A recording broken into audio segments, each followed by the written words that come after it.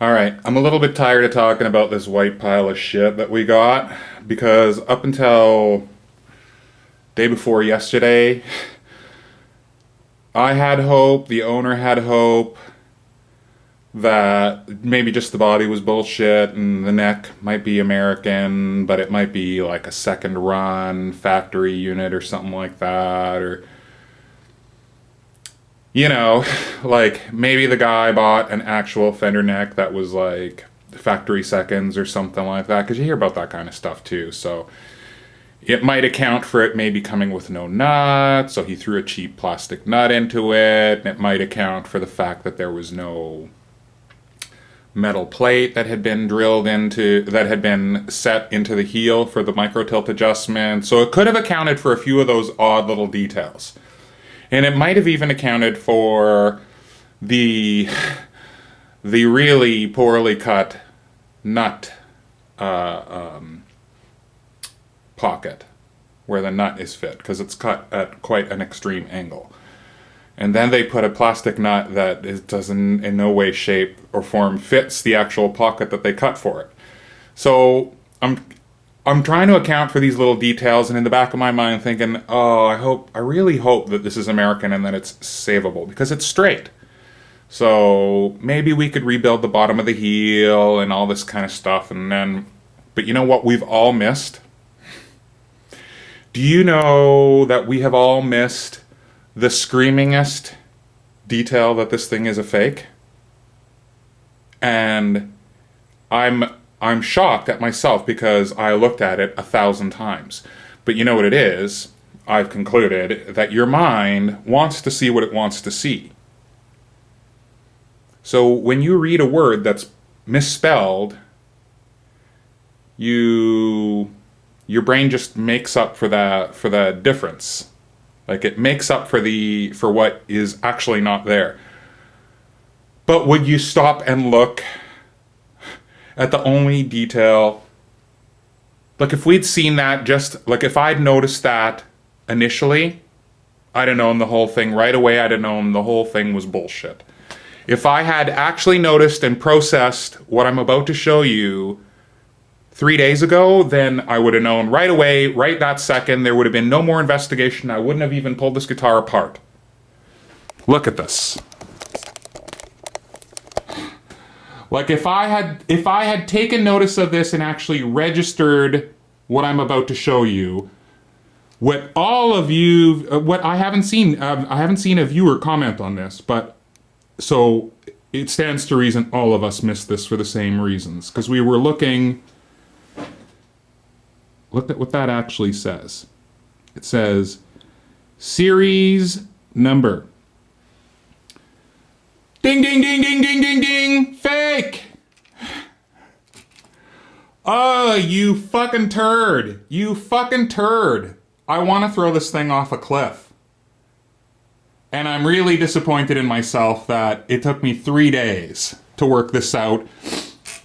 To work it out, and you know how I finally worked this out? Watching back my own video. In the last video that I posted, I zoom in on this, and I tell people, oh, go look up that serial number.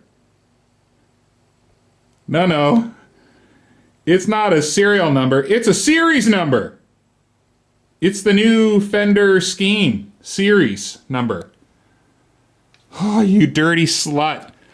So, here's the deal. Here's the real deal about this thing. This actually totally is, as I suspected, it's a homemade body. The guy coughed up that information. So the cocksucker that sold this to my friend, that traded this to my friend, admitted that his dad made this body.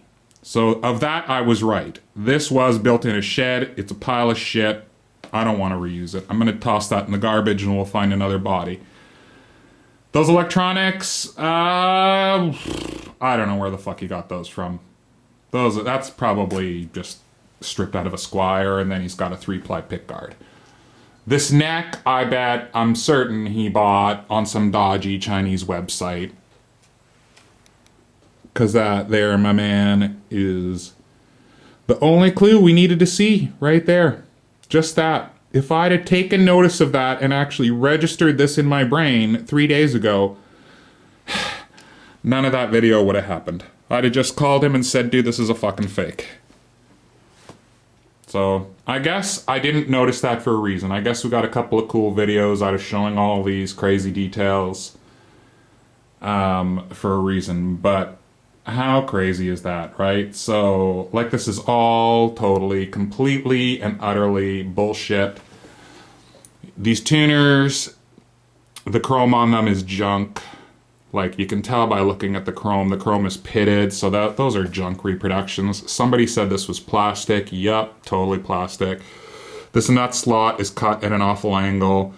This nut is plastic. I noticed even yesterday the skunk stripe's not fucking straight, and it's, if you come down here, look at that. That shit's painted on. That's all bullshit. This is painted on, it's been stained that way. That's all total bullshit. This whole thing, like, this is totally shed built.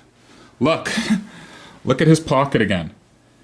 It's not only cut freehand, but it's cut crooked. It's off to an angle this way. Oh yeah.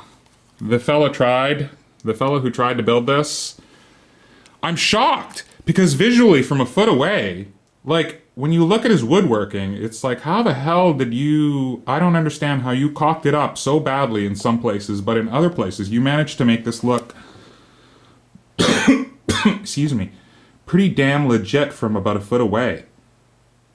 So did a couple of people work on this or something? Like, did one retard work on this and then one guy who sort of knew what he was doing finish it? Because the finish isn't bad. Like, it's been decently finished.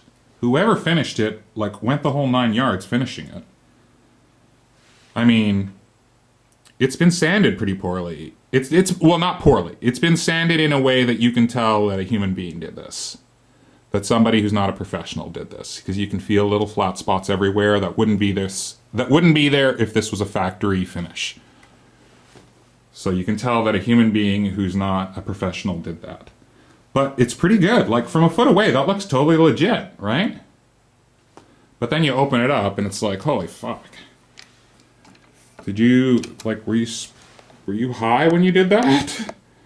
Didn't use a template, just free-handed it, which doesn't line up with the rest of the body, right? Like, because it looks like they took a lot of care and time to get the rest of the body looking pretty legit. The rest of it's pretty good, but this bullshit is like, what the fuck were you doing? So, I don't know. I'm sure there are more reasons that this thing stinks, but that's all we ever needed to see was that right there. I can't believe we all missed that. Too funny. Anyway, we're getting to that today. So, next day or so, we're getting a cool video out of that. And I'm done, I think, talking about the White Devil. Too funny. Oh, and I totally forgot to add this on. Holy shit. So, the nice fella who's just taken it in the ass to the tune of $600. But anyway, there's going to be a good outcome to the end of that story. It sounds like the jerk who made the trade with them is giving him back his Les Paul, so fingers crossed. So, hopefully, I'm hopeful that dude, because that dude's now coughed up a bunch of information about that guitar. He's told my mate that he can just keep it, and he'll give him back his Les Paul. So hopefully that comes to pass. Anyway, so I come home yesterday, and at the door is this case, and I'm like, what the WTF? I open it up, and right away I know, obviously I know who this has come from. Did I tell you what a nice guy this guy is? So he's left me a kind note. I mean, can you, like, get out of town here, dude. You're crazy. So, thank you for being such a great friend. The red rocket is for you. Peace, brother. Richard. And would you, like, get out of town? That's crazy, man. So he's given this to me, and the Gibson pickup, and this fucking case. And I don't know what to say. I mean, yeah, I've done a bit of free work with this guy, but I don't do free work to get stuff like this. This is just like, I don't know what to say. Like, at first I was like, oh no, I can't accept that. That's crazy, man. You're nuts. I can't accept that. But then part of me was like, you know what? He's obviously doing this because he wants to, and I think it would be insulting if I said no. So I think the best thing I can do as, as a friend of his is accept this kind gift and make the best I can out of it, and, welcome a guitar with a really cool story into my life. And something I don't think that I'll ever be able to part with. So, welcome home, Red Rocket. Welcome home. This is your new home. Everybody, say hi to Red Rocket. Be nice. Be nice, girls. Red Rocket, you'll be fine.